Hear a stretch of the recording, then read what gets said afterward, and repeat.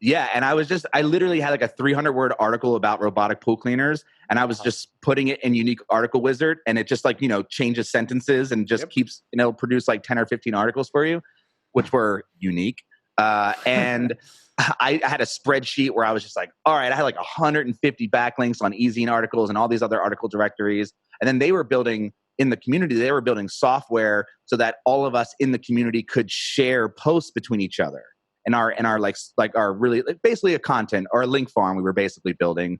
But all of this was done in earnest. We weren't being taught because this is how you game the system, blah, blah, blah. It was just how you did things back then. Everyone did SEO that way. Like literally white hat was not economically viable.